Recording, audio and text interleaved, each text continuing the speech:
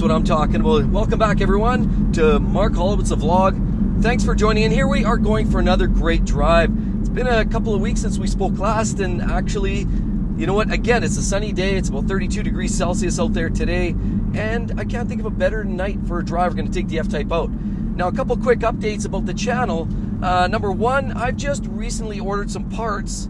If you can believe it, I know I've spoken in the past about the F-Type being essentially the model of perfection, or pretty close to it. But either way, I've talked about doing potential mods to the car a while back. Well, guess what? I've ordered some parts. I'm not sure how long it's going to take to get these parts, just because, well, the obvious what's going on in supply chain and backlog of everything. So anyway, I've got these parts ordered. We'll once we get closer to that time, we'll show you what that's all about. As well, we've been invited to a little rally with the local Lamborghini dealer. I'm very, very excited. They've reached out to us, and obviously through some recent connections we've made with them. Obviously had the Lambo and the clutch done. Did some networking there while we were down there. They then reached out, and so we've been invited to a rally here coming up, and we're going to be participating. Likely by the time you see this video, we'll be likely involved in the middle of that rally. So I'm looking really, really forward to that. But today, the primary intent is, I speak about how great these cars are, and you guys all see video upon video upon video how great these cars sound, look, drive. Well, I'm going to give you my overall interpretation of the F-Type. I've never really done I won't call it a formal review. I'll give you my impressions of driving the F-Type. And first of all, it's getting very hot in here, so let's pump the AC on. Let's crank that. All right. Okay, here we are. Okay, so let's take it from the top. Essentially, what's the F-Type R like to drive? I mean, obviously, there's different variations of the F-Type. You can get the 4-cylinder turbos now. You supercharged V6s of different variations. Some manual, some rear-wheel drive. You can get all-wheel drive, the V8s, the V8S, the supercharged R. You can get the SVR, and now there's the new generations. There's a lot of different small tweaks and tunes, but ultimately it still comes around to the same thing. You're still dealing with the same engines for the most part in different states of tune. And that brings me to this. The F-Type R, I would say, is the best bang for the buck. So in terms of what's this car like to actually drive, first of all, in default mode, it's very relaxed and chilled. And as you would expect from any Jaguar, it's pretty quiet and it doesn't do a lot for your senses other than it's a rigid ride. The car is always quite aggressive, and it's always quite stiff and rigid, and it does a pretty good job of eating up the bumps. But in fact, you do feel the bumps, and the bumps are jarring sometimes in the F-Type here. I do want to mention that the different driving modes, obviously, there's the default, which is, the quiet but silent but deadly style. Essentially, it's a quiet, well, not super quiet. The startup is always a bit noisy, but basically it's relatively quiet at idle, it's quiet at acceleration. It does open up the flappers there at one point, but the big one, of course, the adjustment is hitting the exhaust damper button. That gives you full sound volume after 1500 RPM when you're on it. Otherwise, when you're idling around town, it's quiet, and I like that. That's the mode I most often drive in. Now, obviously, there's a full dynamic where you can stroke the little checkered light here down on the dash. That's full beans, and of course, that gives you full-on aggressive mode as far as sound. You get lots of pops and snaps and crackles. You also get the red dash display. That's the other thing. So it's a reminder, especially if you're at night driving around and you see the red dash that tells you, hey, forget. It does stay in dynamic when you turn the car off and turn it back on. It does stay in dynamic. Whereas the default exhaust mode, or opening the flappers manually with this dash-mounted button, does not default back on when you start the car again. So dynamic mode, an absolute great deal. So as you can see, there's some pretty good bumps there. Now, there's almost nothing that sounds as cool as these cars. I mean, you can make a lot of great American muscle sound like that, because essentially they have the basis, a 5-liter or 6.2 liter or 5.7 liter. Any of those variations of small block Chevy and Fords, they'll put out sounds like that, but you usually got to straight pipe them or put an aftermarket exhaust on them, and then you get that sort of sound. but the F-Type is amazing out of the box. And so that's part of the reason why I think this car is so charming. It's the engine. It's the engine quality. It's the thrust, because of the supercharged 550 ponies does give you that absolute surge. And it's truly, truly addicting at any point. Now, the beauty in default mode, when you're just in standard drive mode, what's nice about that is you can pull the gear levers at any point, the paddle shifters, and it'll start manually shifting. Of course, if you leave it long enough and you shift up, it will then eventually settle back into auto mode, and then you're good to go. But if you do want to lock it in, you want to have a lot of fun with that, you switch the dash mount lever over to sport, and you can lock your gears in and do it all manually, and it won't shift back up to auto mode. So the thing I want to mention, the engine, obviously we spoke of, absolutely a charming engine, the sound, the exhaust sound.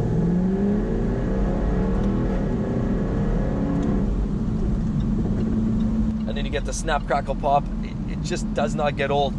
I will comment, now a lot of people have commented about the ZF transmission in these cars. Obviously, German made, high quality, very reliable, and it really is charming. If it were me, I'd probably have a dual clutch over it. Now, a lot of people would argue with that, and they say, well, this ZF Auto or ZF Auto, depends, Canadian, American, we'll say both for whatever, whoever's watching. But the transmission is an awesome deal. It shifts up very quick. It's not quite as quick and lightning fast as a double clutch transmission, but it's fast enough for you and I to, you'd never notice the difference. And it's just something that, again, you know, unless you put a timer to it, you'd never really know that it wasn't a double clutch. I would say where the shortcoming for me on these transmissions, on the ZF transmissions, for me is the downshift. And now, I know there's going to be people that'll probably, unfortunately, argue with that. I've been driving a car for a while, and I can honestly speak to that. I do believe it lacks a little bit of the drama. You know, driving dual clutch transmissions, or even the Lamborghinis and some of their single automated gearboxes, and even those are garbage. I'm not going to lie. They're terrible to take off, but they're fun when they're on the fly. So, you know, even an Aventador or Gallardos, or even the F1 gearboxes like a Ferrari F430, you know, F355, the 360s, any of those cars with the single automated gearboxes truly are the old generation, and they give better downshift recognition. When you're downshifting with the ZF transmission, I find it feels a little bit soft. It doesn't do the big matching rev thing. It doesn't make all the drama on a downshift. It just sort of flows into the next gear. And while some people like that in a character for a transmission, I can appreciate it having that level of tune in it. But what I find is it doesn't have enough of the drama on a downshift. And that's where I do believe the dual clutches bring a little more of that drama. Now, it's not a bad thing. Like I said, these gearboxes do a great job of figuring out what gear you're in, where you need to be, where you should be. It kind of almost predicts where you should be when you're driving and putzing around or accelerating hard. If you fail to upshift and you're accelerating hard, it'll hold the gear for a period of time, anticipating your next shift. So it actually does a really good job of knowing your driving characteristics and driving behaviors and sort of adapting to it. So there's almost no fault with the ZF transmission. Almost no fault. The only thing is that soft downshift that doesn't give you the drama that you want or you hope out of, a car of this magnitude. Obviously, the car it's spectacular out of the box. It's fast, it's quick. I mean, here we go. Well,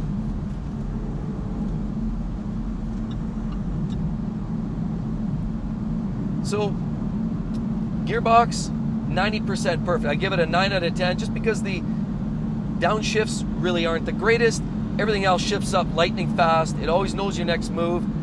And other than the odd stumble, which I've experienced from occasional time to time, where you're idling along and then you kind of dip into the throttle, it kind of stumbles and then doesn't know if you're too low a rev, if it should feed in throttle or upshift to actually give you the full thrust. Occasionally you get that stumble, but that's only if you're at a really low RPM, low gear, or kind of medium gear like a second, third gear, and you step into it. Every once in a while the gearbox is a little confused. But still, I would say kudos, 9 out of 10 for this particular transmission. Now the engine, obviously the soundtrack, other than driving a V10 or a V12 Ferrari or Lamborghini, there's nothing better for soundtracks. There's really are spectacularly sounding. And even better, you know, you can spit out some crazy sounds. When you kind of do that third gear and you punch the throttle lightly, punch the throttle, just a light, you get that and let off, and you get those pops and snaps and crackles. That is another key element to the whole persona of these gearboxes, or of these cars. And that's really one of the things that just keeps you coming back for more. After all, if you guys seen my videos in the past, I've talked about this. I drove one of these a few years ago, and then I drove a brand new Carrera S 911 PDK, and that car was blindingly quick, amazing, flat. You know, even the build quality, I would say, is probably even a little better in the Porsche. But I knew right after I drove both cars, I knew which car I wanted to drive or take home and park in my garage. And it wasn't the Porsche in this case. And I love Porsches, trust me, I could certainly go back there. But that does say a lot for the F-Types. So, what are the other things? You know, driving along, a lot of people talk about squeaks and rattles. Well, I've got an 18 model year here, obviously F-Type R. I don't really recognize, you know, I've got about, 58,000 kilometers. I don't recognize any noises or squeaks or rattles. The car's still pretty tight, I'm not gonna lie. I've heard of headliners falling down. I've heard of the squeak, the infamous squeak behind the seats. And, you know, people talk about that, and that's legit. And I think some of that could be with miles. And we'll see, I'll let you know more as this goes. But so far, my 2018 model is as tight as a drum. The only thing I'm finding is I get the odd dribble on the passenger side. After I wash the car, there's that seal right in behind the mirror, and there's that seal on the door that goes vertically. Every once in a while, it lets a drop or two down there with the window fully closed.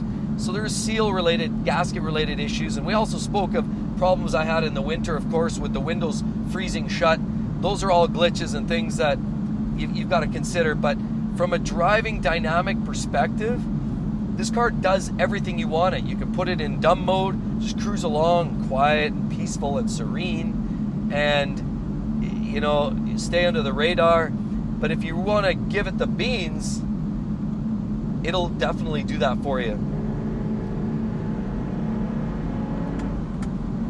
Yes, it's never fails to never disappoints. So,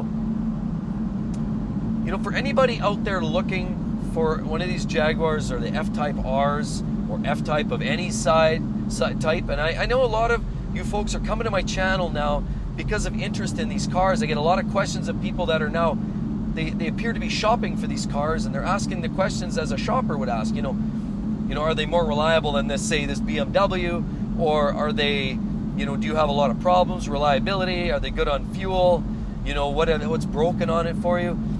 I can truly tell you, knocking on a really thick block of wood, that, you know, it's been pretty bulletproof. I probably just jinxed myself there. The one thing, of course, is the infotainment system is trash. I'm not going to lie. It's kind of old school. It works. But the dealers fiddled around with it a little bit. And it went in. If you guys have followed me for a while now, you know that I had it in for a while because there was a firmware update for the infotainment. Not for the ECU or TCU or any of that. It was for the infotainment. Took it in. The car was locked down at their shop for a week because they couldn't get it uploaded. There was a problem with the SIM card or something. Finally, a week later, they said they got it in. They said they got it uploaded and installed. Lo and behold, I tried to use my navigation. It's dead in the water again. So I don't know what's going on. The car's going to be going back into the shop sometime soon. Not in a real rush or panic for it. I'm not doing any big trips. But there seems to be a problem. And I'm not the only one. I hear a lot of people talk about these issues with the navigation and whatnot. I also hear people talking about some of this chrome trim, aluminum trim that you see around the door handles, around the steering wheel wearing off. I haven't seen any of that yet. What I would suggest is knowing that, I would avoid touching those surfaces. I mean, there's enough nice leather around it.